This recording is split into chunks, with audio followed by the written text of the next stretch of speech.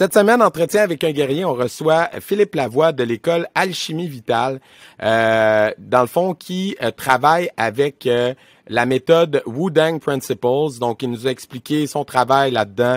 Il nous a expliqué son enseignement du Tai Chi Chuan, son enseignement du Qigong, son enseignement du Bajwang. Là, j'espère que je le prononce bien, mais lui, il le fait correctement. C'était super intéressant. Ça a décollé sur son parcours. On explorait ça en long et en large. Puis, plus ça allait, plus on allait dans les discussions martiales. Donc, c'est super intéressant. Restez jusqu'à la fin. Donc, pour les autres, si vous aimez ce qu'on fait, soutenez-nous, likez, commentez, partagez ce que vous voyez, que ce soit sur Facebook, sur YouTube, sur Instagram, mettez-le en story, dites à vos amis, à vos élèves d'aller écouter, ça nous aide beaucoup. On sait qu'on a beaucoup de propriétaires qui écoutent, partagez-le à vos élèves. Tu sais, des fois, on critique nos élèves qui font pas assez de recherche et tout ça, mais il y a pas beaucoup de choses sur les arts martiaux. Le podcast, c'est quand même au Québec, on est le seul podcast sur les arts martiaux. En France, il y en a d'autres, mais au Québec, on est le seul. Donc, référez-les, partagez-le sur vos écoles. Pas juste votre épisode, l'épisode aussi des autres. Donc c'est ça. Puis ceux qui aiment vraiment ce qu'on fait, allez sur Patreon. Vous allez avoir des exclusivités, les Blitz Quiz, aussi tous les épisodes sont en avance sur Patreon. De l'été en ce moment est déjà presque tout tourné. Donc si vous voulez voir ça, allez sur Patreon, encouragez-nous. C'est 4, 5, 10 $ si vous avez un dojo. Puis vous avez tout plein d'avantages exclusifs. Bon podcast. L'épisode de cette semaine est une présentation de Midi Santé. Midi Santé est une entreprise existant depuis 1996 spécialisée dans la confection et la livraison de repas santé destinés aux enfants en service de garde, en garderie et en milieu familial. Chacun des repas est conçu frais chaque jour avec des ingrédients de première qualité et c'est ce qui fait leur renommée. Pour plus d'informations, c'est le 1-877-240-4866.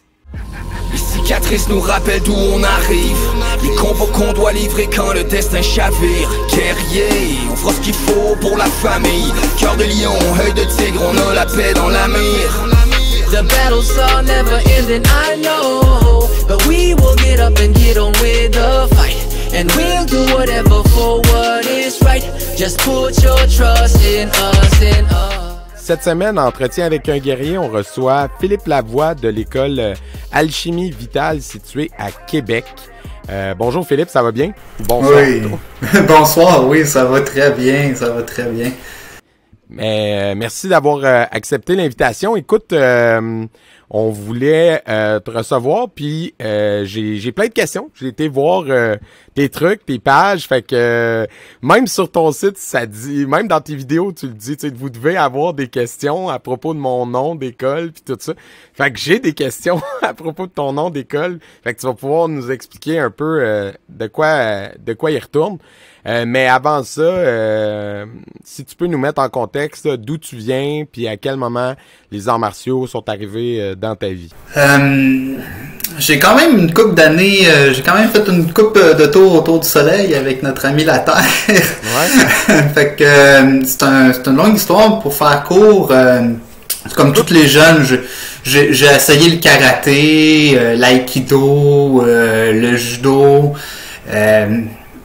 Puis ça n'a jamais vraiment fonctionné.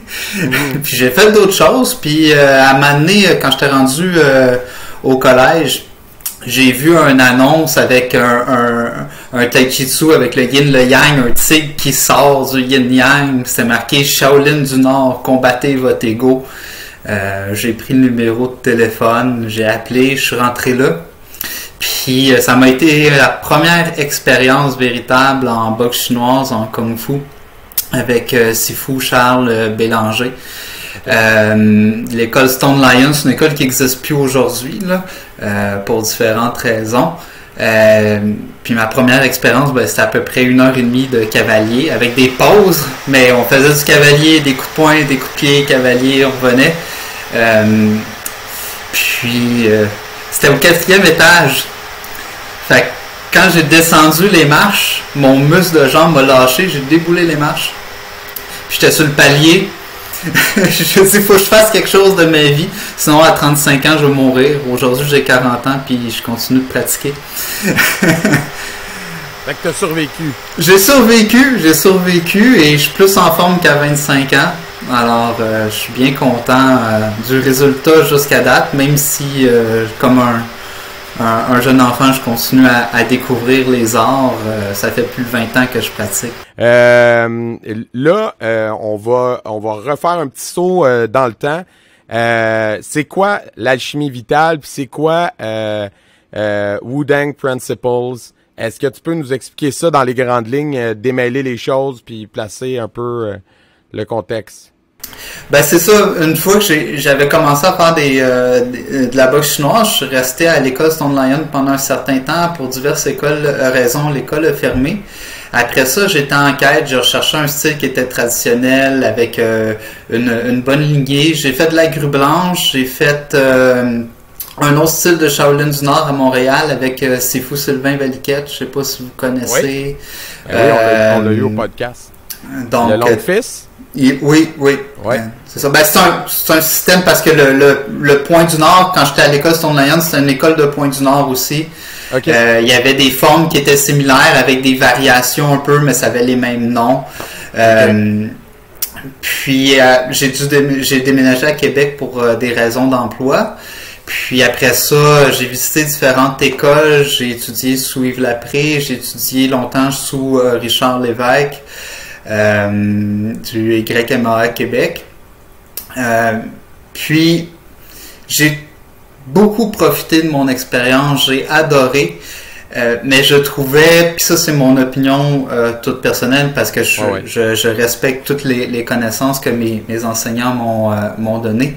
Je recherchais quelque chose de vivant, puis aussi je voulais m'immerger dans la pratique de l'art.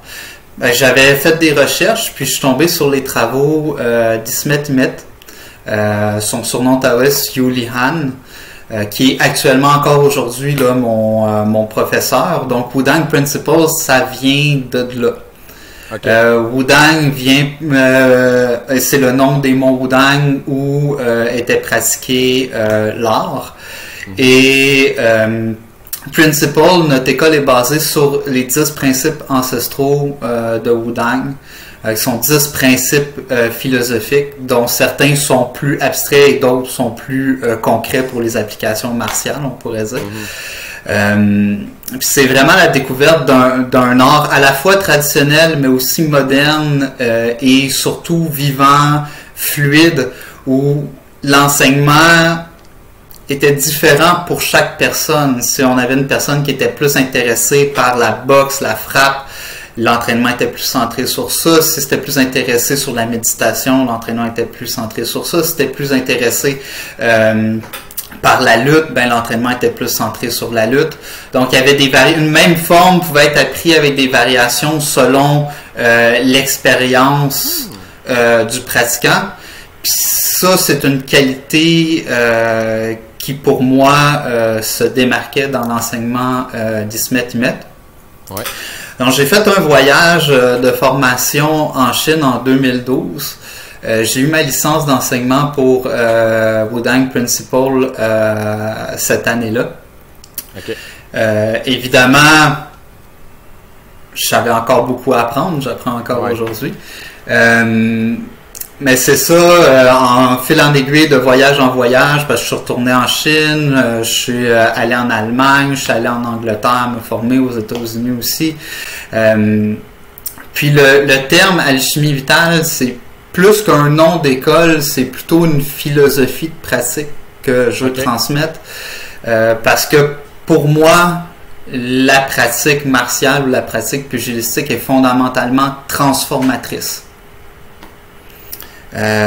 Transformatrice au niveau de la conscience, au niveau de l'attention, au niveau de la respiration, au niveau de la structure du corps, au niveau de la faculté de s'affirmer dans la vie. Pour moi, ça a changé plein de choses. Puis aujourd'hui, à travers ça, c'est un petit peu ça que j'essaie de transmettre à travers mon enseignement. Donc, le mot alchimie, c'est pour la transformation de soi, les transmutations qui se passent à travers l'individu. Puis vital, bien évidemment, c'est des transformations qui améliorent la qualité de vie, qui améliorent le jing, qui améliorent le chi, qui améliorent le shen, qui nous rend vibrants dans notre vie de tous les jours. Donc, les 2 mots alchimie vitale, c'est un petit peu pour souligner en 2 mots ma philosophie d'entraînement. Donc, j'ai essayé d'être synthèse. Non, mais qui est un dojo à la fin de Long Fist? C'est quoi votre style que vous pratiquez et que vous enseignez au dojo? Moi, actuellement, j'enseigne principalement 3 choses. J'enseigne maintenant, j'enseigne plus le Shaolin du Nord. Ma pratique est un peu teintée de ça. On est tous teintés de nos pratiques anciennes. Mais j'enseigne le Qigong, les Qigong 10 mètres. J'enseigne le Tai Chi Chuan 10 mètres et j'enseigne le Pai Chi Chuan 10 mètres. Le Pai Chi Chuan, c'est un style de Kung Fu. Je travaille aussi un peu, je joue avec les fondamentaux du Xingyi puis aussi là, du Baguazhang. OK. Ah ben tu vois, c'est tous des noms qui m'évoquent quelque chose là, à cause de Philippe Munn puis Lorne Bernard. Salut. C'est des noms qu'on a déjà entendus. OK, mais le Bachi Chuang, tu peux-tu nous décrire un peu ce que c'est? Par exemple, par rapport au Long Fist. Tu sais, le Long Fist, ce qu'on a compris, c'est qu'il y a beaucoup de... Tu sais, c'est des grands déplacements, il y a des kicks, tu sais, c'est des grands mouvements prononcés. Fait que, mettons, le Bachi Chuang, par rapport à ça, c'est quoi la différence? C'est où ça se positionne, disons? Le Bachi Chuan est un style à la frontière de l'interne et de l'externe. Okay? Puis, moi, c'est comment je l'ai appris. Parce que quelqu'un d'autre va vous apprendre le Bachi Chuan, puis ça sera pas la même chose. Avec les arts martiaux chinois, les formes de Kung Fu, même, j'ai appris sous 3 professeurs différents le Chachuan. C'est plutôt les Chachuan, c'était des enseignements différents à chaque fois. À un moment donné, tu profites de l'expérience. C'est des arts, c'est des trésors culturels. Il y a des différences toujours. Le Pai Chi Chuan que j'ai appris puis que j'enseigne, Pa veut dire 8, Ji veut dire extrémité comme dans Tai Chi. Chuan veut dire point, donc c'est le point des 8 extrémités. Puis le Pai Chi Chuan travaille en gros une seule chose, c'est le Bao Fali qui est la force de frappe explosive. Okay. Quand tu pratiques le Bachi Chuan, tu deviens une petite bombe nucléaire. C'est comme le but. C'est un style qui est sobre, il n'y a pas vraiment de fleurs, de frioriture. C'est un style que j'appelle de type gogol. L'interface est beau et simple, mais en arrière, il y a toute une grosse machine. La métaphore technologique, j'aime bien. La métaphore technologique, donc c'est vraiment... Bon, puis ça sort beaucoup coude, épaules, tête, corps, hanches, genoux, chevilles. C'est un site de garde du corps qui a été beaucoup utilisé pour la protection des caravanes en Chine. Les derniers protecteurs de l'empereur Puyi étaient des pratiquants de Pai Chi Chuan. Nous, notre Pai Chi Chuan provient de grand maître Lun Jinju, qui à l'époque enseignait dans la province de Jilin, c'est une province du nord de la Chine. C'est un Pai Chi qui est dit pré-révolution culturelle. Lun Jinju a su préserver, selon ce qui m'a été transmis, a su préserver la pratique. Puis, je vais dire quelque chose de bien québécois, c'est un Pai Chi Chuan bâtard. Okay. Dans le sens, c'est un Pai Chi Chuan qui a des morceaux de Pigua, qui a des morceaux de Pakwa, qui a des morceaux de montres religieuses à l'intérieur. Donc, c'est pas un Pai Chi qu'on pourrait dire pur, c'est un Pai Chi pratique centré sur le combat. Là, mettons, pour la personne externe qui en a jamais vu ou qui en a jamais fait, la façon que tu me décris, moi, l'image que j'ai dans ma tête, puis tu me corriges-moi si je suis dans le champ, c'est que, tu sais, souvent dans les arts martiaux chinois, quand on envoie des représentations, on voit souvent l'exemple de genre le punch de très proche hyper explosif. Est-ce que c'est ça ce que tu me décris un peu? Non, c'est pas la Bruce Lee là avec le one inch punch là. Il y a des aspects de, tu sais, comme nous, le premier point qu'on pratique, il est très large. Okay. Mais en même temps, c'est une lutte, on va prendre puis on va aller renverser la personne, c'est plus qu'un point. Donc, dans chaque point, il y a une lutte, il y a une saisie, il y a une frappe, il y a un plaquage de corps à l'intérieur. ça l'a plus qu'un utilisé. Puis en combat, ben, tu vas pas faire « Ouah, je t'attaque! » t'as ton jab quand tu le fais. Boum! C'est un jab. Ici, ben, c'est le même principe que ça avec ton corps. Donc, il faut savoir séparer aussi l'expression du mouvement dans la forme, comprendre les principes qu'il y a en arrière, pour quand je vais l'appliquer dans une situation qui est plus pugilistique, où ma posture va être plus une posture de garde classique. Boum, je vais aller esquiver le point, puis je vais aller faire mon jab, par exemple. C'est un exemple parmi tant d'autres. Ce que je trouve souvent qui est un défaut classique dans la pratique des boxes chinoises telles qu'on les connaît aujourd'hui, c'est que les gens appliquent tels quels les mouvements qui sont présentés dans la forme. Puis souvent, ben, la personne fait une attaque avec une position comme ça, puis là, la personne elle pratique son application. Mais dans la rue, la personne va revenir, elle va retirer son poing, elle ne le laissera pas en avant. Là. Donc, c'est ça, il faut savoir séparer les deux. Puis j'ai réussi, sans connaître tout, j'ai réussi à aller chercher une partie de cette vision-là, puis comprendre mon style à travers cette lunette-là. Là. Puis, est-ce que tu as été en Chine depuis la première fois que tu es allé? Est-ce que tu y retournes sur une base régulière? Parce que tu es formé avec... Ton professeur, il est là-bas? Il est où, le prof? Présentement, il est en Allemagne. OK. Je pense en 2014 ou 2015, il a quitté Wudang pour aller s'installer à Henan, qui était une île dans le sud, de la Chine. Okay. Je suis retourné là-bas. J'ai fait un autre séminaire de formation intensif à cette nouvelle école-là. Quand je suis retourné quelques temps après, il est retourné en Allemagne parce que pour différentes raisons, la Chine se referme aux étrangers de plus en plus. Là, donc c'est de plus en plus difficile de faire des affaires là-bas. Donc depuis, je suis retourné aussi en Allemagne suivre des cours auprès de lui, puis en Grèce suivre des cours auprès d'un de ses élèves avancés. Aussi, je suis allé en Angleterre auprès d'un autre disciple de Long Jinju qui m'a été recommandé par Ismet Imet pour suivre ma formation Baijichuan. Fait qu'en Baijichuan, j'ai l'influence de 2 professeurs. Okay. Puis aujourd'hui, ben avec la pandémie, évidemment, voyager, c'est plus difficile. Mon professeur a mis une plateforme en ligne.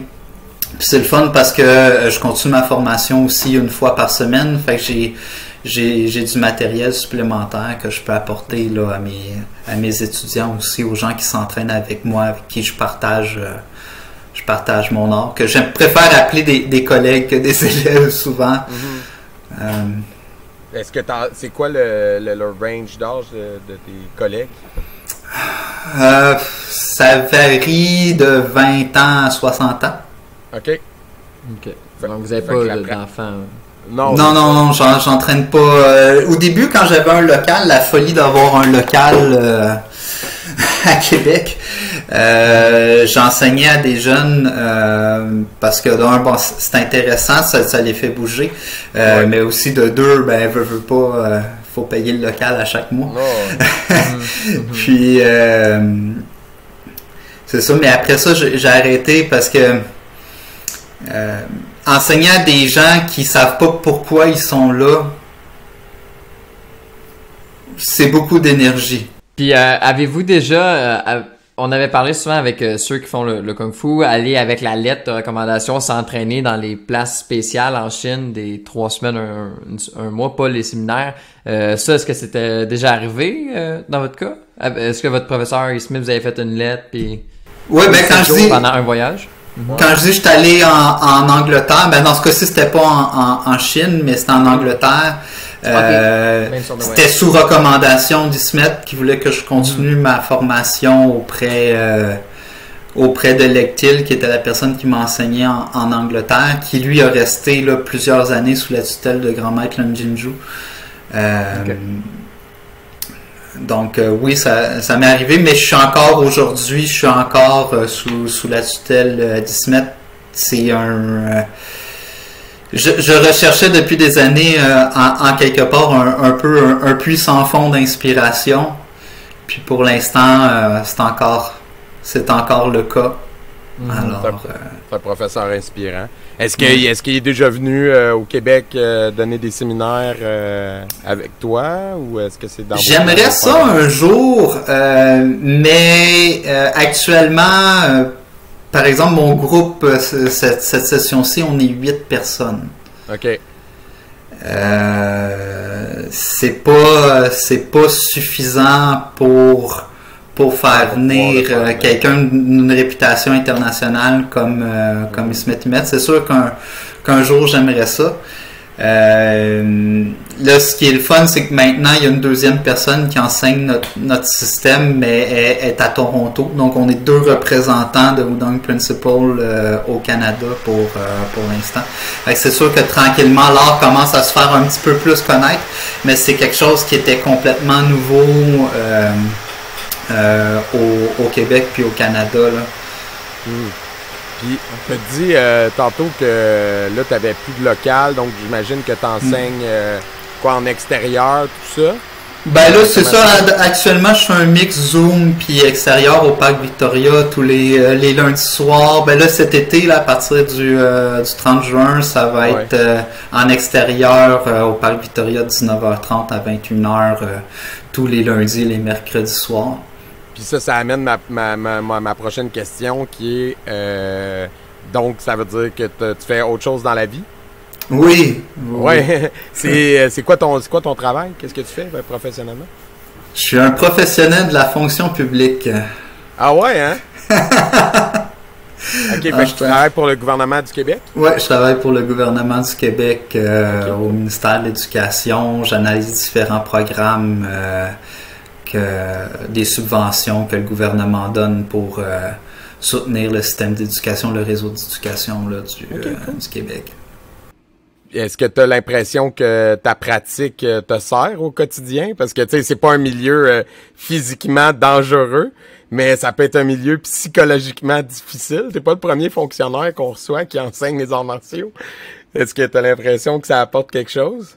Je dirais que ça apporte quelque chose dans tous les aspects de ma vie, au travail, principalement des fois pour gérer l'anxiété, le stress ou devoir présenter des dossiers devant des directeurs, des directrices, des personnes qui sont haut placées là, dans la hiérarchie gouvernementale, garder son focus, son calme. Je dirais que c'est la plus grande utilité de la pratique martiale. Ça, puis garder son calme en élevant son garçon. Travailler la patience. Puis la troisième utilité, ne pas tomber l'hiver sur les plaques de glace. Ah ouais, hein? Le travail de l'équilibre. Le travail de l'équilibre. Savoir tomber aussi, savoir bien tomber, c'est quelque chose que, en tout cas, nous on enseigne. Mais ça a l'air de quoi le cursus dans ton école, mettons, vous enseignez comment c'est quoi l'entraînement? J'enseigne à il y a des sabres derrière toi, par exemple, avec des maniements d'armes. Oui, il y a du maniement. En fait, c'est des jans, là, c'est des épées, de pratique. Pour les armes, j'enseigne l'épée, la lance, le bâton principalement. Je partage, pour les éléments des armes, je partage mon apprentissage parce que je suis pas formé niveau enseignant, là, mais je m'entraîne avec beaucoup de passion à ce niveau-là. Mais le cursus, c'est vraiment la chinoise. Quand je m'entraînais en Chine, j'ai commencé, mon professeur m'a donné 3-4 mouvements en Pachichuan. Il m'a montré 3 fois, puis il m'a dit pratique ça, puis il est parti, il est allé faire d'autres choses. À côté, j'avais des gens qui pratiquaient du pakwa, j'avais des gens qui pratiquaient l'archini, d'autres qui pratiquaient le combat, d'autres qui pratiquaient la méditation. Puis dans chaque période d'entraînement, les gens pratiquaient ce pourquoi ils étaient venus s'entraîner de manière autonome. Donc j'essaie de reproduire un peu cet environnement d'entraînement-là qui est vraiment classique dans les écoles chinoises. Ça déboussole quand même beaucoup de personnes qui viennent au début, les gens ils prennent goût, mais tu sais, on est habitué de faire un cours structuré, échauffement, conditionnement, travail des formes, application, fermeture du cours, puis que les gens font à peu près toutes les mêmes choses en même temps. j'ai un petit peu plus structuré ça pour mieux accompagner. Donc, j'ai des groupes de pratique. Donc, comme par exemple, là, cette session-ci, j'ai un groupe en Tai Chi Chuan uniquement. Mes élèves qui faisaient autre chose, je vais les former à la base de la pratique du Tai Chi Chuan. Pour moi, c'est important qu'il y ait un tronc commun. Puis là, cet été, je continue avec le Tai Chi, mais j'ouvre aussi un programme en Pachi Chuan. Là, j'ai quelques élèves qui sont intéressés. Fait que ceux-là, j'ai prends. Parce qu'une fois que j'ai parti, certains de mes élèves sont capables de faire leur pratique, leurs mouvements par eux-mêmes. Après ça, je peux me concentrer mon attention sur d'autres personnes. Puis après ça, je vais les revoir puis je les corrige au besoin. Évidemment, au début du cours, on fait les exercices d'échauffement, on fait les exercices d'étirement, de conditionnement pour ceux qui le désirent. Il y a comme un tronc commun. Mais après ça, chaque personne pratique où est-ce qu'il est rendu dans sa pratique, là. Ah, c'est bien. Puis est-ce que vous avez des niveaux de ceinture? Parce que on sait il y a plusieurs styles de Kung Fu. Des fois, il n'y a pas de ceinture, tout simplement, puis let's go. Puis c'est souvent les armes, le professeur, c'est ça, ce que vous enseignez qui définit le niveau. Est-ce que vous, c'est comme ça fonctionne ou vous avez des grades? Non, c'est comme ça que ça fonctionne. C'est pas de ceinture. Il y a 3 niveaux, débutant, intermédiaire, avancé. OK. Mais c'est pas... c'est pas un niveau en tant que tel, dans le sens où on a le niveau débutant, intermédiaire, avancé pour un Qigong, le niveau débutant, intermédiaire, avancé pour un deuxième Qigong, la même chose pour chaque partie du Pachi Chuan, la même chose pour chaque partie du Tai Chi. Donc, une personne peut être avancée dans Xiaojia, la forme de la petite structure en Pachi Chuan, mais être débutante en Tai Chi. Donc, ça varie. Mettons une question, c'est quasiment cliché, mais c'est le fun d'entendre la réponse à tout le monde parce que la réponse va varier. Là, quand je la pose, évidemment, je me fais l'avocat du diable, mais toi, en tant qu'enseignant d'arts martiaux traditionnels, tu réponds quoi aux amateurs de sport de combat qui disent c'est pas effectif dans la rue, c'est pas applicable, il n'y a pas d'application pratique, ça fonctionnera pas dans une vraie situation parce que ça peut pas fonctionner dans une zone de combat avec une forme particulière. Tu leur réponds quoi à ces sceptiques-là, mettons? C'est quoi l'objectif, mettons, du pratiquant? Qu'est-ce qu'il va retirer? Est-ce que toi, dans ta tête, quand t'enseignes, c'est clair que c'est pas l'objectif ou dans votre pratique, oui, effectivement, il y a un côté que tu peux prendre de ce que t'enseignes et l'appliquer en situation réelle de combat, dans le fond. Je sais pas si tu comprends un peu ce que... Je comprends parfaitement ta question. Le problème, c'est que je pourrais pas te répondre simplement. Je pense que ça pourrait faire le reste de notre discussion, de surfer là-dessus.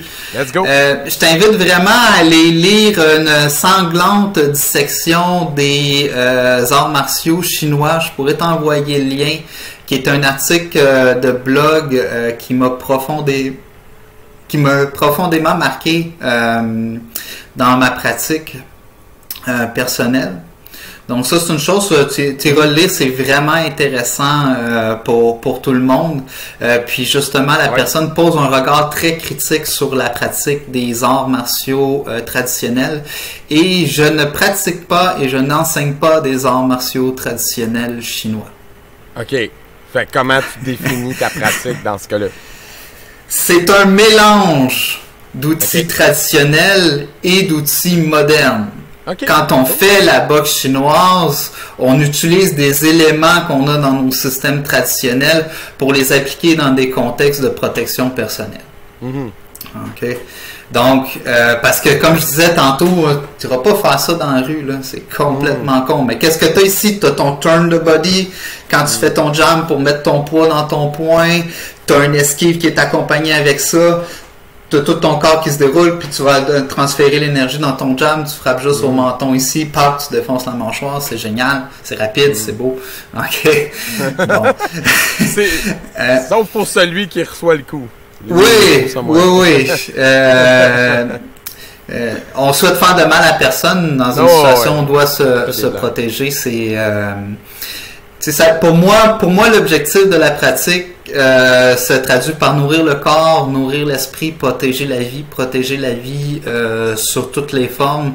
Généralement, une personne qui nous agresse, une personne qui a des problèmes dans sa vie, qui a des démons, on parle pas d'un sociopathe là, pur et dur.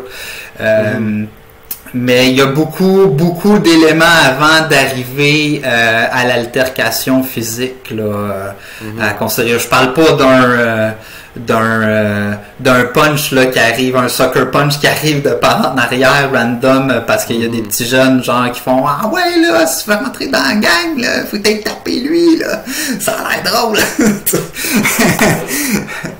Cela étant dit, quand tu pratiques, tu peux pratiquer pour différentes raisons.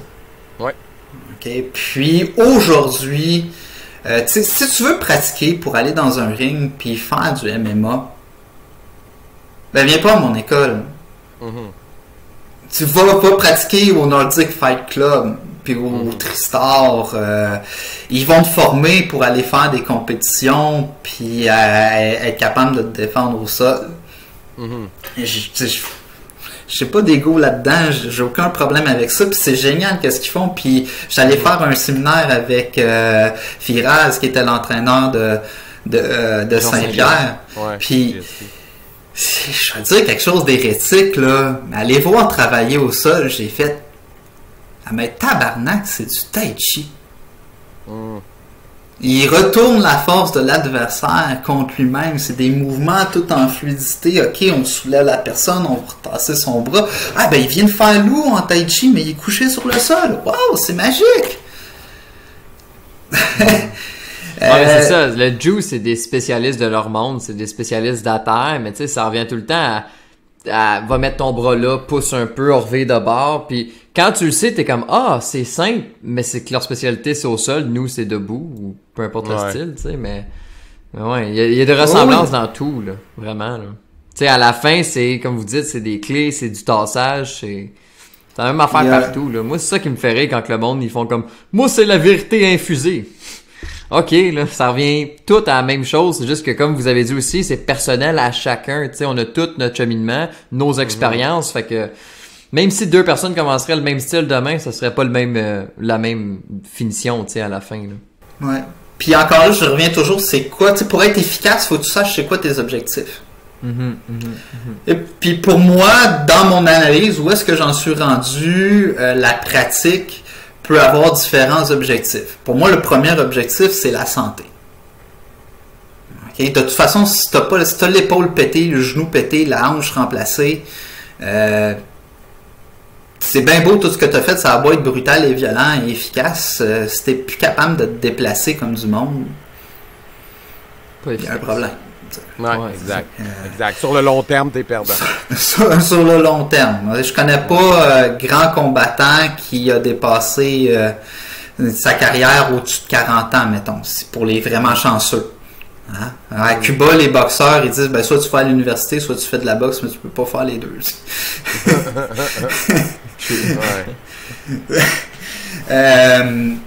Deuxième objectif, qu'on peut obtenir vraiment beaucoup avec les arts martiaux chinois, peut-être même plus que dans d'autres systèmes, c'est le formalisme esthétique. Okay. Dans le formalisme esthétique, c'est tout ce qui est pratique des formes, soit pour la performance athlétique, soit pour la compétition devant jury, ou soit pour être capable de faire ressortir les caractéristiques spécifiques pour un système. Comme par exemple dans le Tai Chi, on a les 8 forces, on va être capable de faire sortir la force d'expansion, on va être capable de faire sortir la force de presser, la force de compresser, on va être capable de faire sortir la force de dissoudre, qui sont les forces raffinées du Tai Chi. Peu importe les systèmes de Tai Chi, il y a 8 forces raffinées qui sont centrées sur la pratique. Puis moi, quand je regarde un pratiquant de Tai Chi, je regarde pas son système, son style s'aligner, je regarde, OK, est-ce que dans sa pratique, il manifeste ses forces-là? Donc, une sorte de formalisme esthétique, de trésor culturel, une forme d'art, d'expression de l'être. Le deuxième objectif. Moi, c'est mes deux préférés, personnellement. Ouais, au-delà de comment tu le fais, est-ce que tu le fais avec l'essence du style? T'sais? Exactement, c'est ça. Mais il y a dans ce système, ça serait pas un style s'il n'y aurait pas une forme de formalisme esthétique. Exact, ouais. Puis souvent, c'est intéressant parce que nous autres, c'est... Moi, en tout cas, en compétition, on voit des élèves, puis je peux te dire à peu près c'est qui son professeur juste à le voir aller, tu sais. Mais à la longue, on fait tout le même style, mais je vois de où tu viens rapidement, tu sais. Ouais. Exactement. Troisième objectif, l'aspect combat, pugilistique. OK. Puis, il peut avoir le combat de compétition, puis le combat de rue. Pour moi, c'est deux choses différentes. Okay, c'est deux mondes. Même la UFC, il est même pas proche, selon moi. Là. Il y en a qui font comme... En tout cas... Ben, les premiers combats UFC... est... Non, mais en tout cas, en ce moment, c'est pour ça que la BJJ a cette réputation-là. C'est parce qu'il y en a beaucoup qui pensent que le UFC, c'est ce qui se passe dans la rue. Excuse-moi, non. Là. On est très, très loin de la rue. Là. On est très, très loin. T'as pas le droit de piquer dans les yeux. T'as le droit dans les parties. T'es pas dans la rue, là. T'es loin de Oui, c'est ça. Ben, tu sais, toute forme de compétition, quand je parlais du blog, là, ces sanglantes dissections des arts martiaux chinois, ben, toute forme de compétition doit avoir un équilibre entre sauvagerie et protection des participants. Il doit y avoir un équilibre. Sinon, tu sais, les premiers combats UFC, là, t'avais le droit des pics dans les yeux, il n'y avait pas de catégorie de taille, tu sais, le fait qu'il soit tout nu, moi j'ai beaucoup de lutte, c'est avec le linge, on se pratique avec des gilets soit Jao pour attraper, sinon c'est la peau qu'on attrape, tu sais, il y a des choses qu'on fait comme ça. Mais tu sais, en même temps, j'ai vu des articles, puis ça s'est passé, je pense, il y a quelques années, il y avait une personne qui braquait un métro ou un IGA, puis il y a une personne qui a fait un rear naked choke, puis il a réussi à calmer l'individu, puis c'est un pratiquant de BJJ, tu sais. Tu sais, il y a de la valeur dans protection personnelle, il y a de la valeur dans n'importe quel art, tu sais. Ben, tu sais, puis quand on dit ça, c'est pas dans le but d'attaquer ce style-là qui est 100% pertinent et qui a ses utilités.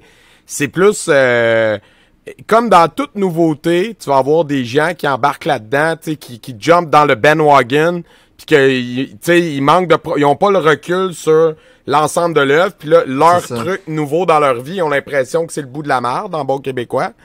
Mais ils ont pas la connaissance d'ensemble de ce qui se fait ailleurs. Puis là, comme tu dis, toi, quand j'étais allé voir un séminaire de Jiu, j'ai fait « Hey, c'est du Tai Chi ». Mais sauf que tu sais, le pratiquant de BJJ qui a pas cette connaissance-là d'autres styles peut pas reconnaître les autres styles dans ce qu'il fait parce que lui, dans sa tête, il fait du UFC. En plus, j'ai entendu ça souvent, là. Du monde qui disent « Je fais du UFC ». Le UFC, c'est pas un style. On met ça au clair, là. Vous faites du Mixed Martial Art. UFC, c'est la ligue. Il y a aucun joueur de hockey professionnel qui fait du LNH. Du NHL, ouais, c'est ça. Puis tu sais, quand on parle d'aspect compétition, c'est super intéressant parce que c'est ça, quand tu te formes un art de compétition, tu vas performer dans ton type de compétition. Le combat entre McGregor et Mayweather, là, bon, oui, à part les millions de dollars qu'il y a eu en jeu, là, ben, tu sais, Mayweather, il a dominé dans sa boxe. Mais j'ai vu une coupe de place dans le combat s'arrêter dans le cadre des règles de MMA, mais McGregor, il l'aurait pris, mais parce qu'il était limité dans les contextes de boxe. Fait que si tu veux faire des matchs de Muay Thai, puis c'est ça ta passion, ben pratique-toi en Muay Thai. Si tu veux faire du Sanda, pratique-toi en Sanda. Si tu veux faire de la boxe, tu sais, pratique-toi dans l'art dans lequel tu veux performer pour des compétitions. Puis c'est génial. Puis tu sais, je pense que pour le combat de rue puis pour la protection personnelle, un des principaux avantages que ça a, c'est le pressure testing. Puis ça, c'est quelque chose qui généralement manque dans les pratiques plus traditionnelles, je pourrais dire, le pressure testing pour différentes raisons. qui sont, excusez-moi, sont généralement légitimes aussi. Ouais, vraiment. Mais c'est ça, j'avais dit une fois, je pense que c'était dans le live, c'est le seul comme avantage du combat de compétition, c'est que là, la personne veut une médaille, là. Fait que ton bien-être, là, vient de passer en arrière. Là, il va te péter la gueule. Fait que tasse-toi de là, move, là. Là, c'est le sentiment le plus proche à une vraie bataille. Tu sais, parce que au dojo, c'est ton partner, tu le connais, tu sais, vous aimez à la limite, là, tu sais. Donc, c'est pas comme quand t'es dans la compétition, là. Là, bouge, là. Ton cœur va vite, puis ça va être comme, à peu près, comme dans la rue, tu sais. Même si c'est pas tout à fait, là, c'est là qu'il se rapproche le plus. Mais tu sais, en même temps, je suis d'accord. Mais, tu sais, si on se réfère justement à l'époque des samouraïs, ben les samouraïs, quand ils s'entraînaient, ou je veux dire, au day-to-day, ils s'entraînaient avec des bokanes. Hein. Parce que sinon, à la fin de la semaine, il restera plus beaucoup de soldats dans l'armée s'ils s'entraînaient tout le temps avec des live blades. Là. Parce qu'un accident, c'est vite arrivé avec un katana dans les mains. Là. Sauvagerie et sécurité. Ben, c'est ça, tu sais. Fait que, puis je m'excuse, mais le sentiment de dangerosité avec un bocan, il peut être là en tabarnouche. Oui, je sais, j'en ai fait, ça fait mal. Nous, on s'entraîne avec des épées en bois. On s'entraîne avec des épées en bois, puis on a des gants, puis des protections, parce que ça fait mal. Ah ouais, 100%. Fait que tu sais, tout ça pour dire aussi que moi, ce qui me désole un peu dans ces discours-là, c'est surtout beaucoup un reflet de la société en général. Mais attends, moi j'ai quelque chose à dire là-dessus parce que mettons tu prends quelqu'un là qui est vraiment alpha, OK? Tu sais moi j'ai écouté le pas long de Last Dance avec Michael Jordan, OK? Ouais. Puis lui, ses partners, il les intimidait. Puis c'était quoi? C'était dans les années 90 puis c'était déjà mal vu. Mais c'est comme le gars, il est comme s'il est pas capable de prendre ma marde à moi, comment il va prendre la marde devant 2000 personnes? Autres, Fait que là, si t'es pas capable de péter ton général avec le bokken, bonne chance pour aller péter un gars avec un vrai katana. Fait que je comprends ce que vous vouliez dire tantôt, Philippe. Comme on peut pas pratiquer trop intense parce que, tu sais, on a la preuve, là, c'est dans le milieu le plus haut, puis il était quand même mal vu en train de faire ça, tu sais. Puis aujourd'hui, ça se ferait pas parler de même à tes partenaires, mais pourtant. Tes collègues d'équipe, ouais, pourtant, c'est comme ça qu'il faut que tu pousses si tu veux des résultats. Excuse-moi, le gars a quand même 6 championships en 7-8 ans, là. Fait que le résultat est là, veut pas. Mais ça se fait pas. Tu sais, c'est... Ouais. Ben, ça se fait. Comme un paradoxe, je comprends. C'est ça, exact. Ça se fait. Moi, Jérémy... Dis-moi que ça marche pas. Dis-moi que ça marche pas. Je veux dire, ça se fait. Ça se fait. Puis, dans ma plateforme d'enseignement, je le propose. Mais les personnes qui l'ont pris, ils n'ont pas continué. Ouais, c'est ça. Parce que l'effort physique est trop demandant. Moi, dans l'entraînement traditionnel, je corrige avec un fouet en bois.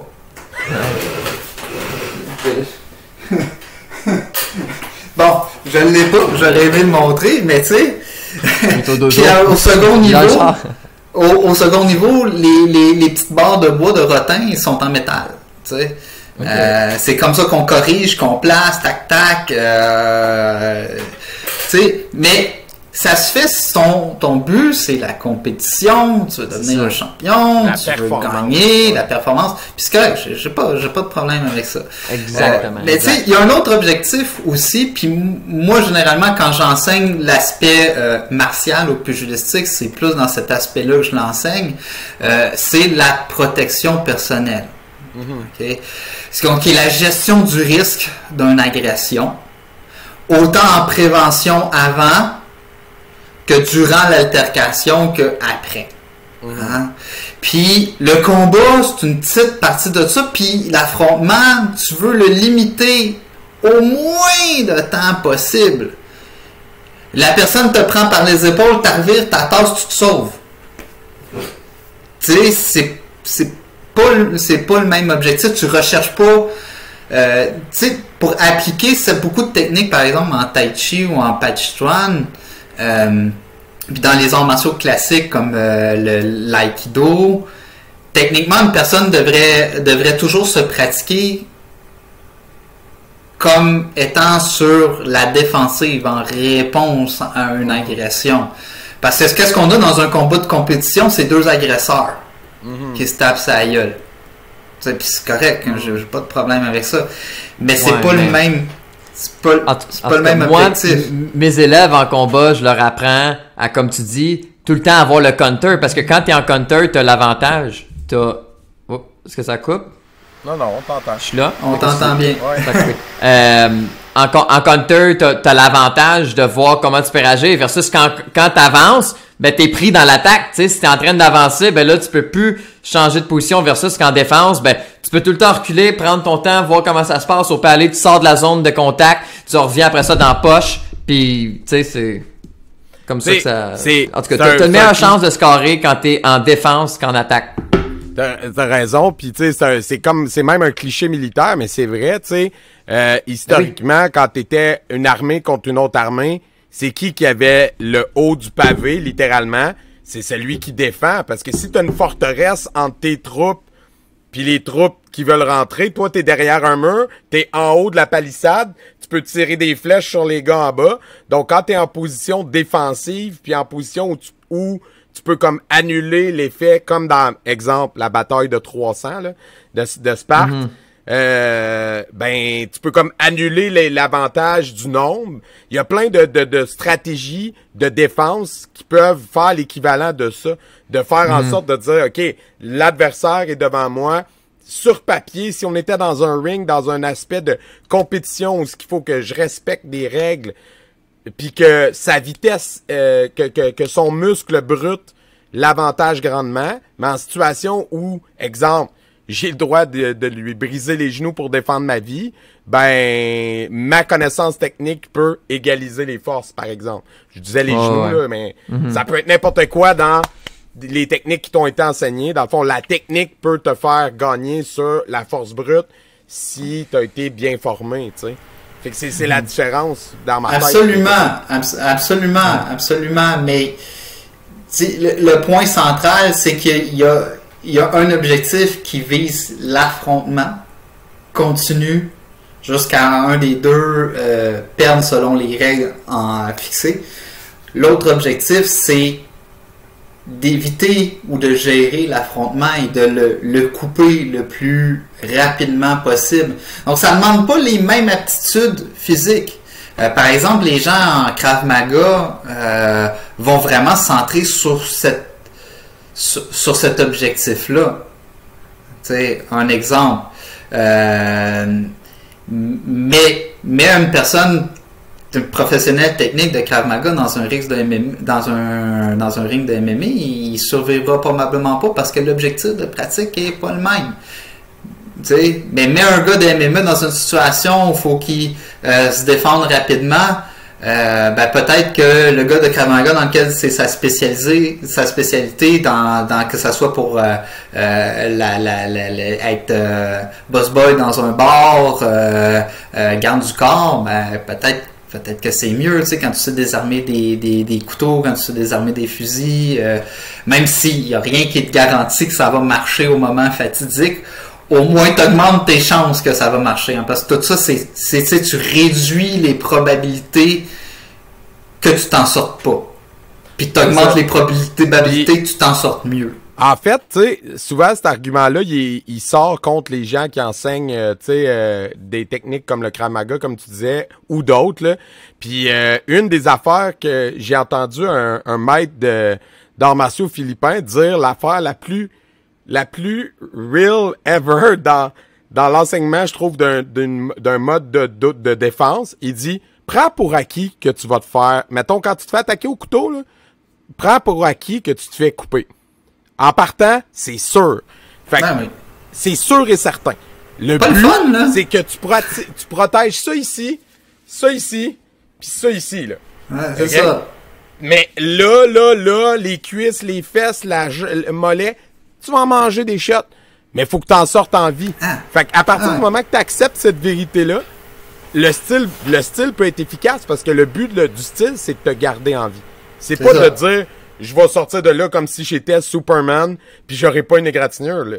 Si tu prétends ça, en tant qu'enseignant de ces styles-là, là t'es dangereux. Mais si de n'importe quel système. C'est ça, n'importe quel système. Puis je te dirais que c'est une des grandes maladies des arts martiaux chinois. Ouais. Avec tous les films, avec toutes les chorégraphies parfaites, puis tu sais, toute l'efficacité supérieure du style dans toutes sortes de situations, tu sais, à la Shawn Brothers, là, puis T'sais, non, écoute, t'sais, quand je fais du sparring avec mes élèves, on a chacun un pied dans un pied dans un pneu, là, puis il y a une personne qui soit absorbe, soit esquive, puis l'autre personne attaque avec des coups semi-appuyés. Ça reste du sparring, pas du combat. Ben, tu sais, j'en mange des coups. Des fois, j'ai des élèves qui sont comme gênés.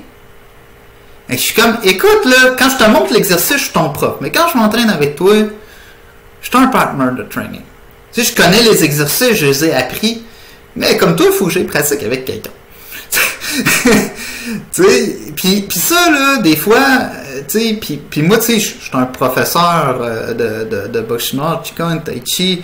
Mais tu sais, je suis très loin de m'appeler Shifu, grand maître ou whatever, ou grand maître Shifu. Ça, c'est, j'ai entendu ça d'un de mes kids à un moment donné à cause de Kung Fu Panda. Tu sais, on n'est pas parfait. Mm-hmm. Non, pis personne n'a la réponse. Pis moi, c'est juste... Moi, j'aime bien mieux quelqu'un qui a l'ouverture d'esprit comme vous depuis le début, tu sais, que quelqu'un qui arrive qui est comme moi c'est ça, moi c'est le style. Tu m'impressionnes pas pour de vrai. Dès que le premier en haut va mourir, ça se sépare en 4 associations. Là après ça, c'est tout le temps comme ça. C'est à chaque fois là où il y a de l'homme, il y a de l'hommerie, là. Ben, exactement. Donc moi c'est ça qui m'énerve, c'est dès que le monde essaye de prouver. Arrête là. À un moment donné, c'est ça, c'est comment tu l'apportes, puis c'est quoi tes objectifs de pratique, puis le dernier objectif de pratique, puis peut-être c'est celui en bout de piste qui est souvent le plus important, puis peut-être le plus New Age, c'est le développement personnel, le développement spirituel. Tu sais, à terme, un art de guerre devient un art de paix. Tu sais, faire mal à quelqu'un pour faire mal à quelqu'un, ça a peu de valeur au sens humain.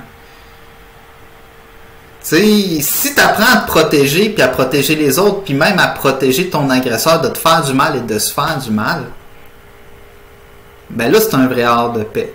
Tu sais, l'objectif ultime de la pratique, c'est d'arriver à ça. Puis moi, personnellement, j'ai beaucoup de problèmes avec le terme arts martiaux en tant que tel. Parce que, tu sais, il y a arts martiaux, arts de guerre. Mais, tu sais, l'humanité, as-tu besoin de plus de guerre? As-tu besoin de plus de violence? As-tu besoin de plus d'affrontements? Tu sais, je veux dire, sans tomber dans le flafla ésotérique, puis en restant réaliste au niveau pugilistique, parce que ça a aussi des fonctions au niveau de la santé, tu sais, quand tu fais bien ton mouvement, puis quand tu comprends son application pugilistique, ça a un effet sur les autres objectifs.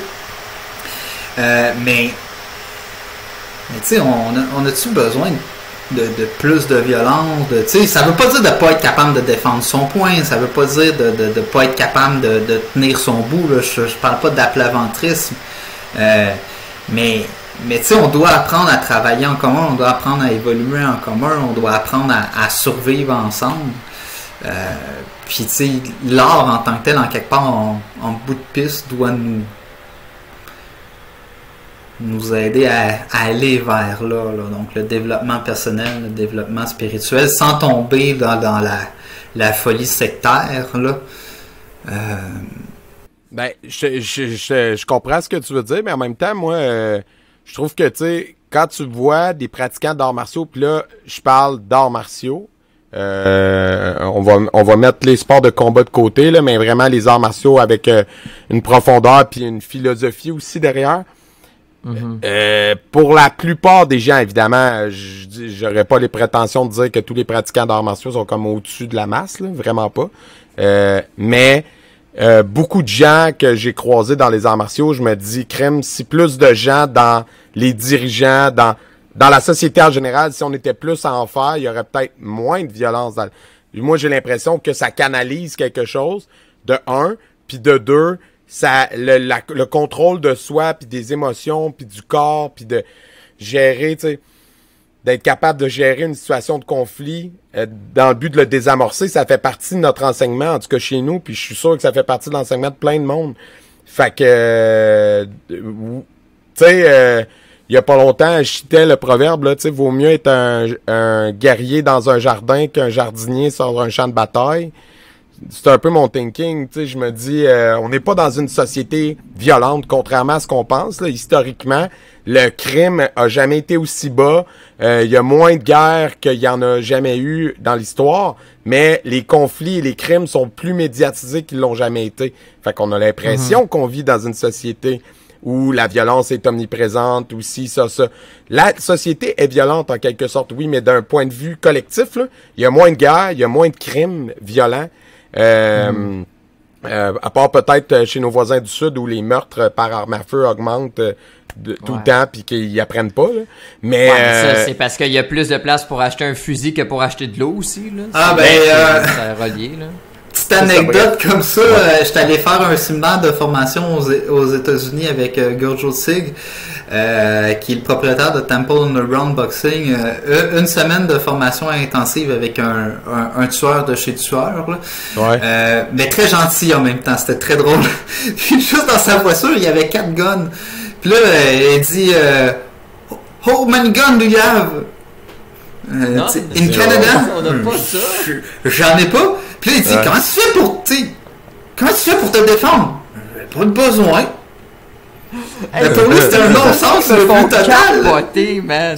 Contre quoi tu veux défendre? Ils sont malades, en fait. Ils sont malades. Mais c'est une autre réalité, là. C'est une autre réalité, là. C'est un cercle vicieux, puis ironiquement, le meilleur film, tu sais, si les gens, ça fait longtemps que c'est sorti, mais s'il y a des gens qui l'ont pas vu, allez écouter Bowling for Columbine sur ce sujet-là de la violence qui engendre la violence. C'est le meilleur exemple. Tu sais, en gros, le résumé, ce que le film dit, c'est, tu sais, c'est pas les films qui rendent les jeunes, c'est pas les films qui vont pousser les jeunes à faire des tueries dans les écoles. C'est pas d'écouter Marilyn Manson, c'est pas les jeux vidéo. C'est la société dans son ensemble qui est pourrie jusqu'à la moelle. Quand t'es rendu dans une société où, il disait justement, le jour où il y a eu le meurtre à Columbine, il dit, tu sais, puis c'est Marilyn Manson qui disait ça dans l'entrevue, dans le documentaire, il dit, les gens, le président, tout le monde essayait de pinpoint ça sur moi, le meurtre de Columbine, parce qu'il disait, les jeunes écoutaient ma musique.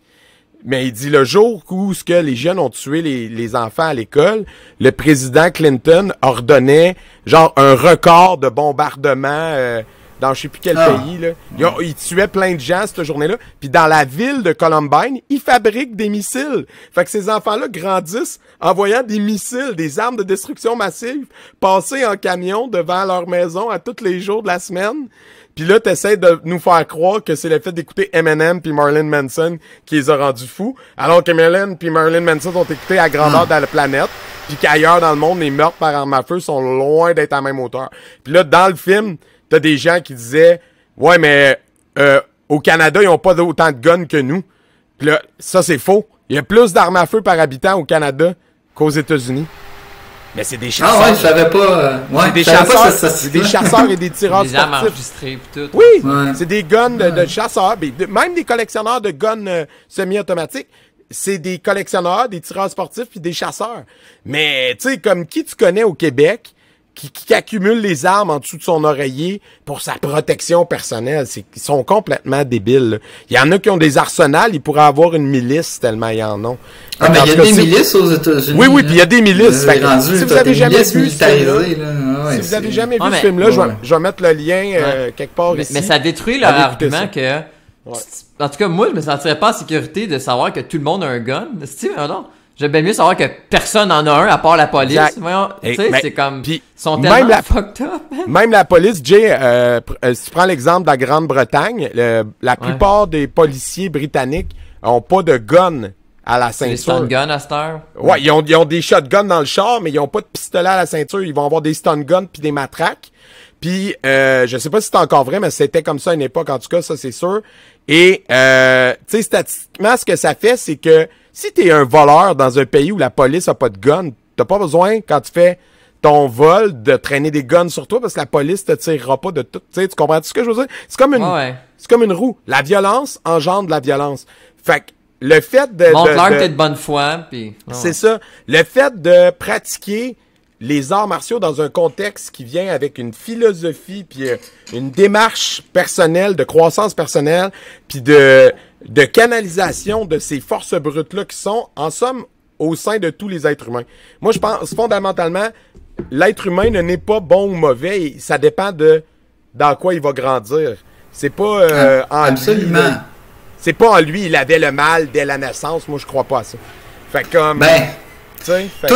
toute une partie de la pratique en méditation, puis en Qigong, en Tai Chi, c'est de découvrir ce qu'il y a véritablement à l'intérieur de soi, à travers tous nos automatismes, tous nos apprentissages, toutes les couches de socialisation. Qu'est-ce que ton véritable toi, puis comment tu es capable de le manifester dans ta vie, puis de le faire ressortir. Puis c'est juste ça, c'est pour l'objectif que j'ai nommé, c'est déjà en soi un travail à part entière. Puis dans ma pratique, j'ai des gens qui sont juste intéressés par ça, j'ai des gens qui sont juste intéressés par la santé, j'ai des gens qui sont juste intéressés par l'aspect de protection personnelle. Puis des fois, c'est souvent un mix d'un peu tout ça. Mais tu sais, c'est ça. Tu sais, la pratique martiale, pour pas faire compliqué, peut avoir plusieurs objectifs. Puis, selon les objectifs qui t'attirent, ben, tu peux trouver une école, un professeur, un groupe de pratique qui correspond à tes objectifs, ce que tu souhaites réaliser.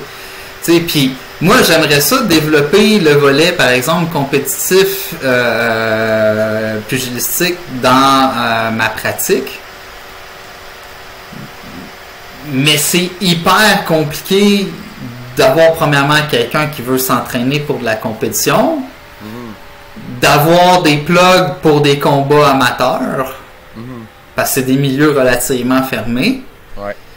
Puis, avant que tu puisses espérer faire un peu d'argent en risquant ta santé sur un ring, ben tu sais, tu vas plus être porté vers les choses, entre guillemets, qui ont déjà fait leur preuve dans cette optique-là. Ouais. Puis je comprends parfaitement. Ouais. Fait que ça dépend vraiment des objectifs de chaque personne. Puis tu sais, moi, tu me demandais c'est quoi ma pratique, l'alchimie vitale. Ben, pour moi, c'est vraiment un équilibre entre 6 éléments. C'est de trouver l'harmonie dans le souffle, le mouvement, la structure du corps, volet physique. Puis au volet mental, c'est de trouver l'harmonie au niveau de l'intention, de l'attention, puis de tes émotions. Quand tu réussis à avoir l'harmonie entre ces 6 éléments-là, ben, tu es capable de diriger ton attention à la bonne place, ton intention à la bonne place, de calquer ton mouvement sur ton souffle, avoir une bonne structure du corps qui te libère de tes troubles musculo-squelettiques. Puis tu sais, ça peut passer à travers différents véhicules, que ça soit la boxe, que ça soit le Qigong, le Tai Chi, le Pachi ou d'autres systèmes. Tu sais, l'idée, c'est d'aller retrouver ou optimiser cette harmonie-là. Tu sais, pour certaines personnes, juste reconnaître la gauche, la droite, c'est tout un défi. Être capable de lever les bras en inspirant, puis terminer ton mouvement quand tu as fini d'inspirer et descendre les bras quand tu as fini d'expirer. Juste ça, harmoniser mouvement et souffle ensemble, c'est déjà un travail. T'ajoutes là-dedans l'intention, tu sais. Moi, je travaille beaucoup plus avec cette optique-là d'amener la personne à harmoniser ces dimensions-là. Transformer son être. Transformer, oui, c'est ça, exactement. Ouais. Transformer son être. Tout prend son sens, quand vous en parlez. Puis, j'ai des fois un petit peu... on veut souvent faire simple avec des choses qui sont éminemment complexes, riches et profondes. Puis, tu sais, ce que je pratique, je trouve que ça se présente pas super bien pour un pitch de vente rapide, là, tu sais, dans une petite annonce. Fait que c'est parfait pour un podcast, en fait. Ouais, c'est ça, exactement. Je suis content de vous parler. Pour ça, c'est le fun d'avoir une petite vitrine de partage aussi. Puis, en parlant de vitrine de partage, j'ai créé il y a quelques temps sur Facebook annonces et événements arts martiaux Québec. Parce que justement cette attitude-là de porte fermée puis de gens qui se parlent pas en pratiquant, ça me toujours chicoté, tu sais, parce qu'au-delà de ma pratique que j'aime le monde, la communauté wuxia qu'on pourrait dire, tu sais, qui ont différents objectifs de vie, différentes formes de pratique, mais qui partagent au final une même passion. Puis tu sais, c'est d'avoir un endroit sain où on peut partager les annonces d'événements, de séminaires, de sessions, de réflexions. Je trouve ça intéressant. Moi, ce que je voulais dire sur ce que tu disais, tu avais créé pour un peu permettre la discussion dans le respect entre les gens de différents styles puis tout ça. Puis ce que je trouve intéressant, c'est que peut-être qu'avec des initiatives comme ça, ou tu sais, comme on a reçu Kevin de Québec, de Ninja Québec, qui avait co-organisé le Salon des arts martiaux. Plein d'initiatives comme ça. J'ai l'impression qu'on contribue à peut-être changer ce paradigme-là que les arts martiaux, les gens des styles différents se parlent pas puis s'envoient promener, puis tant mieux, tu sais. Parce que plus qu'on parle à plein de monde, plus qu'on se rend compte qu'on dit tous la même chose, mais avec des formulations différentes. Ben, pas tous, mais tu sais, je veux dire, beaucoup de monde ont plus de choses en commun qu'ils pensent.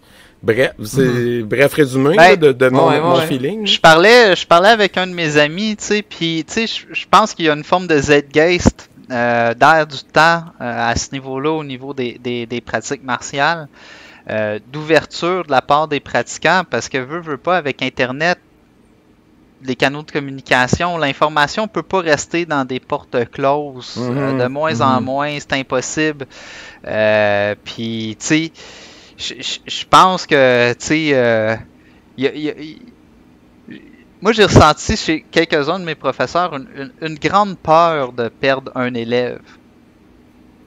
Puis ça peut justifier beaucoup de choses, que cette peur-là soit consciente ou inconsciente, parce que perdre un élève, c'est perdre, entre guillemets, un revenu par mois. Tu sais, mettons que tu vis ton enseignement, tu as un local à payer, tu as des assurances à payer. Tu sais, je l'ai fait pendant un bout d'avoir un local. Puis sérieusement, le sacrifice que fait chaque enseignant pour maintenir une école avec pignon sur rue est un acte incommensurable d'humanité. Chapeau à tous les professeurs qui le font.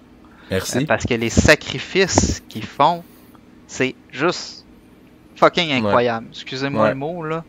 Puis ça, quand t'es étudiant, là, tu le sais pas. Moi, il a fallu que j'enseigne pour m'en rendre compte. J'ai fait, oh, wow. 100%. Ah ouais, c'est ça, enseigner. Mon prof, il est bien, il travaille de 6 à 9. Non. Pas de même, ça marche. Publicité, gestion de local, entretien, plan d'entraînement pour chacun de ses élèves. Si pour moi, chacun de mes élèves, je sais où est-ce qu'il est rendu, je sais c'est quoi, qu'est-ce qu'il a amélioré, je sais qu'est-ce que je vais y faire dans 3 mois, je sais ce que je vais y faire dans un an. Tu sais, ça c'est la deuxième peur aussi, quand tu as investi du temps dans la formation du corps et de l'esprit d'un élève. Puis tu sais, c'est son droit, les gens sont libres de faire qu'est-ce qu'ils veulent, ils payent pour un service, puis c'est bien correct, là. C'est un constat.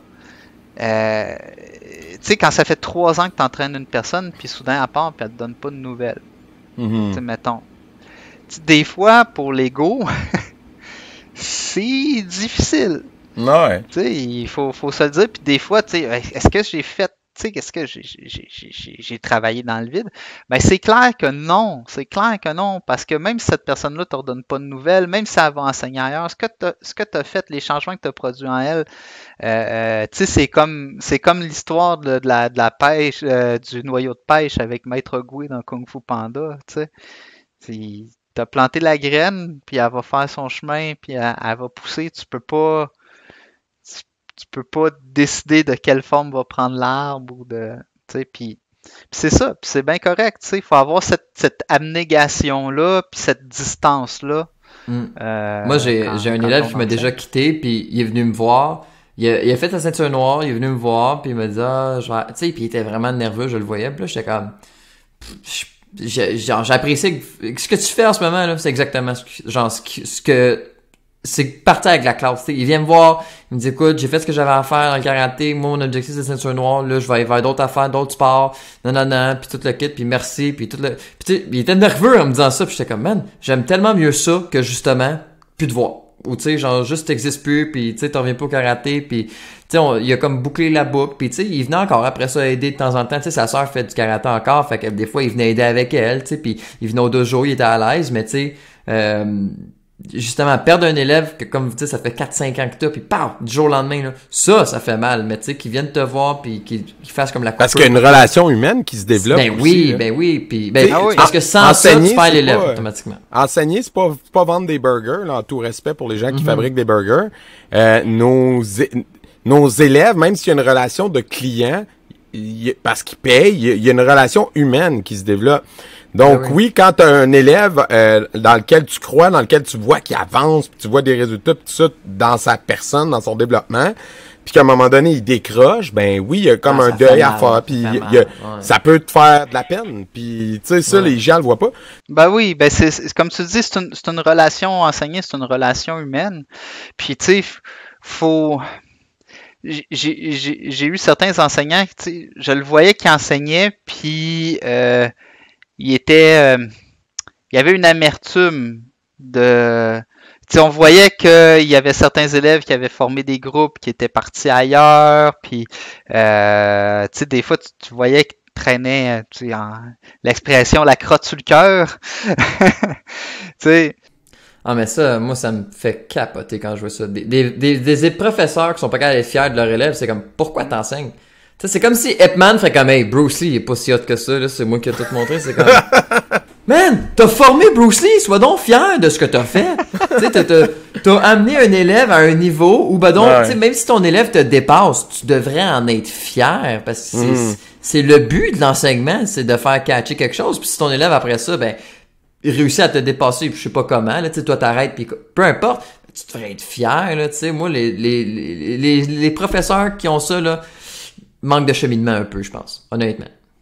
Ah, oui, mais tu sais, là où il y a de l'être humain, il y a de l'hommerie, tu sais, même tous les professeurs sont aussi des êtres humains, puis tu sais, il faut les prendre avec leurs qualités, puis avec leurs défauts, puis il y a personne de parfait à m'amener, tu sais, c'est, comme je dis, ça dépend, tu sais, quand t'es étudiant, c'est quoi tes objectifs? Puis tu sais, un objectif tout à fait noble, ça peut être juste la découverte aussi, tu sais, les premières 100%. Années que tu fais de la pratique, ben tu sais, permets-toi de découvrir, tu sais, puis à m'amener aussi, ben ta pratique, ton art change. Moi, j'ai des élèves aussi, tu sais, qui m'ont dit, ben tu sais, finalement, je me sens mieux là-dedans, puis je leur dis, ben vas-y, tu sais, continue pas avec moi, vas-y. Puis j'ai des élèves qui sont venus d'ailleurs, puis finalement, ben tu sais, ils disent, ok, ben tu sais, toi, ta pratique que tu enseignes, ça me convient mieux, c'est mieux ce que je recherche, tu sais. Puis il devrait pas y avoir d'animosité ou de jalousie. Puis tu sais, tous les professeurs, puis c'est un message que je lance, tous les professeurs, puis tous les enseignants, tu sais. Tu sais, moi, personnellement, je regarde ce que les autres professeurs en boxe chinoise, en MMA, puis en Kali, puis ils font. Puis tu sais, je vois un élève qui dit, tu sais, moi, c'est le Wing Chun qui m'intéresse, tu peux-tu m'enseigner des choses similaires? Je dis, non, tu sais, à Québec, là, sur Marie de l'Incarnation, il y a Yves Laprise, là. Viens pas me voir, moi, là. Je t'enseignerai pas le Wing Chun, tu sais. Ouais. Ça marche pas. Tu veux apprendre le Pachuan, tu veux apprendre le Tai Chi, Qigong, viens me voir, tu sais. J'allais te dire, je sais pas si ça allait être d'accord avec ma métaphore, mais moi, je trouve que la relation professeur-élève, ce qui la définit le mieux, là, c'est la comparaison la plus pertinente, c'est comme une relation amoureuse. Dans ton couple, là, quand t'as confiance en ta relation, t'as pas besoin d'être jaloux, possessif. Parce que ta blonde, là, ou ton chum, si t'as c'est comme, je vais faire mon geek, je vais citer dans X-Men. Quand Cyclope, il dit à Wolverine, si j'avais besoin de te dire que c'était ma chicks, ça serait pas ma chicks. Tu sais, en voulant dire, si t'as besoin de pisser sur ton territoire pour que ta blonde reste avec toi, là, puis de dire à tout le monde, c'est ma blonde, c'est ma blonde, c'est ma blonde. Il y a un problème dans ta relation. Ben, ça revient à la confiance. Pour nous, tu sais, on dit souvent là, le Woodé, là, la loyauté, le respect de la lignée. Tu sais, il y a plein de valeurs comme ça, dites traditionnelles. Là. C'est les valeurs de Yang Jingming, dans le fond, pour son école, qui ont été repris par d'autres écoles. Mais tu sais, moi, les valeurs de mon école, les valeurs éthiques de mon école, il y en a 3. La première, c'est la confiance. Sans confiance, prof vers l'élève, il n'y a pas de relation. Sans confiance, élève vers le prof, il n'y a pas de relation. Puis tu sais, confiance, il choisit d'aller vers d'autres voies, de faire d'autres choses dans sa vie. C'est son droit. Puis tu sais, ce que je vais pouvoir y avoir apporté, je vais y avoir apporté. Puis tu sais, c'est le fun quand c'est fait dans une perspective de relation humaine, mais d'avoir confiance en ce qu'on fait, d'avoir confiance en notre art, d'avoir confiance en notre professeur. Puis la confiance, c'est l'acte le plus difficile dans notre société moderne où tout est basé sur le doute 100%. Cartésien ou presque. Puis en quelque part, ben, c'est la peur de se faire tromper, c'est la peur de se faire embarquer dans quelque chose de pas légitime, la peur encore. Si on se fait son site Jedi, là. Puis tu sais, je rebondis sur ce que tu dis. Puis juste pour revenir, juste finir mon idée de couple, ça a un rapport avec ce que tu viens de dire. Puis ce que tu disais aussi tantôt, dans une relation amoureuse, il peut avoir une relation amoureuse qui va durer 30 puis 40 ans, puis qui va être saine et heureuse. Tu sais, des couples qui sont ensemble depuis toute leur vie, puis tu fais comme, oh mon Dieu, on dirait qu'ils viennent de commencer à se connaître. OK? Ça existe, là, puis dans les arts martiaux, c'est le même principe. T'as des gens, ils vont vivre toute leur passion, machin, puis il y a des gens, il y a des relations amoureuses que tu vas vivre, que tu vas faire comme, you know what, on a vécu ce qu'on avait à vivre. Je pense qu'on est mieux d'arrêter ça, là. Fait que c'est un peu le même principe, tu sais, faut savoir s'arrêter quand t'es dans quelque chose de malsain dans les relations amoureuses. Puis dans les arts martiaux, si t'es dans quelque chose qui te fait grandir comme être humain puis qui te fait avancer, ben aie confiance à cette relation. Puis donne de toi-même. Tu vas recevoir si tu donnes, tu sais. C'est du donnant-donnant, le relationnel. Professeur-élève, c'est la même chose. Fait que tu sais, quand t'es un bon prof puis que tu crois en ce que tu fais, ben t'as pas besoin d'être contrôlant avec tes élèves puis leur, tu sais, parce que plus tu vas vouloir faire ça, plus tu risques juste d'en faire partir. Au contraire, tu sais, sois confiant en ce que tu fais, puis ils vont rester avec toi. Ça demande tellement d'énergie. Le temps que ça reste, tu sais. Ça demande tellement d'énergie à être contrôlant. C'est tellement violent pour le corps. Hein. En médecine traditionnelle chinoise, on dirait que ça vient épuiser le yang chi. Ça vient épuiser ton essence des reins. Ça te raccourcit la vie, en bref, pour faire court, tu sais. C'est pas bon, tu sais. Puis, tu sais, c'est ça. Puis sinon, ben, tu sais, on a deux autres valeurs. C'est le gong, le travail. Tu sais, moi, en termes de confiance, il faut que l'élève soit capable de travailler par lui-même. Il faut qu'il ait le gong, la capacité de travailler, parce que tu sais, c'est comme à l'université ou à l'école, tu sais. Si tu viens juste à ton cours, tu fais le cours, tu t'entraînes pas chez vous, à un moment donné, tu vas te tirer de la patte puis tu vas trouver que c'est pas suffisant. Tu sais, ah ouais, mais pourquoi tu lui montres ça à lui? Ben, tu sais, c'est parce que... Lui, il travaille, puis toi, t'es pas rendu là. C'est tout. Ben, il y a une part de responsabilité. Tu sais, quand tu entreprends une démarche martiale, puis ça, souvent, en tant qu'étudiant... je pense que c'est pas nécessairement bien compris quand tu t'entreprends une démarche martiale, ou, que ce soit en yoga ou en pilates ou en boxe ou whatever. Quand tu entreprends une démarche de transformation personnelle, tu sais, le prof, là, il va te donner des outils, mais c'est pas lui qui va taper avec le marteau sous le clou. C'est toi, tu sais. Moi, où est-ce que je suis rendu dans ma pratique, c'est le travail que j'ai fait. Mes profs m'ont montré des choses, mais si j'avais pas fait le travail, je serais pas rendu où est-ce que je suis rendu. Donc, tu sais, faut avoir le gong. Puis la dernière valeur, ben, c'est le respect. Ça découle des deux autres. Des deux autres. On est tous des êtres humains, puis on a le droit de faire preuve de civilité. Tu sais, rentrer dans une école, rentrer dans une école, puis dire, hey, toi, t'es-tu un grand maître? Non, j'enseigne la boxe chinoise, je formais pas. Ouais, mais t'es-tu capable de faire tomber les gens sans y toucher? Non. Mais en systéma, maître, je me rappelle, toi, il fait, lui! Puis il ferme la porte, puis il s'en va. Le gars, en plus, il était déguisé en mime. rentre dans mon local, ouvre la porte, me dit ça. J'ai comme resté sur place, puis j'étais en train de passer le balai. Oui, parce que les profs passent le balai dans leurs locaux souvent. Toujours. Avant les cours, tout le temps. Et après. Et la mop. Et la mop. Merci au COVID, mop chaque soir. Ah mon Dieu. Ça, la pandémie, là, tu sais, puis sérieusement, tu sais, moi, je loue depuis que j'ai plus de local, je loue des locales dans des centres communautaires pour l'hiver, pour continuer à donner mes cours. Mais sérieusement, la crise actuelle a tellement dû nous demander une adaptation. Moi, particulièrement, pas si pire, Zoom, tu sais, j'enseigne. Mais tu sais, j'ai des collègues qui ont des gros locales, des gros investissements. Tu sais, sérieusement, wow, tu sais, je pense que pour tout le monde, pour toute la communauté martiale, tu sais, bravo, merci pour la dédication, puis la négation, puis les investissements pour partager les arts. Tu sais, souvent c'est des maîtres qui sont morts, c'est des connaissances qui sont partielles, qui sont plus nécessairement accessibles. Tu sais, moi, grand maître Lun Jinju, il est mort en 2013. Il y a 3 enseignants que je connais dont un seul que j'ai pas rencontré qui enseigne son système. Mais sinon, c'est quasiment un art perdu. Mais il faut le garder. Puis, tu sais, quand je parle de trésor intangible, de trésor culturel, ben tu sais, c'est ça, là. Lui, son art a perduré. A perduré à la pointe d'un fusil. Il a été obligé de servir dans l'armée de Mao parce qu'il menaçait de tirer son maître à bout de fusil. C'est comme, tu sais, il y a des choses, des fois, on se rend pas compte, là, tu sais, pour qu'on enseigne ce qu'on enseigne là, les sacrifices que les gens ont faits avant nous, des fois, c'est des choses qui, humainement, on pourrait même pas s'imaginer que c'est possible. Ouais, c'est clair. Et surtout de où viennent les arts martiaux de la guerre, donc...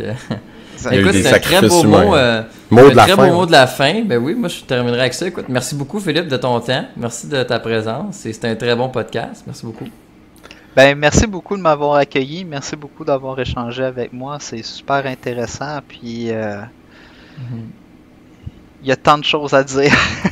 Écoute, on aurait pu encore continuer là, mais on remettra ça. Mais bonne continuité. Ben bonne continuité à vous aussi. On va te garder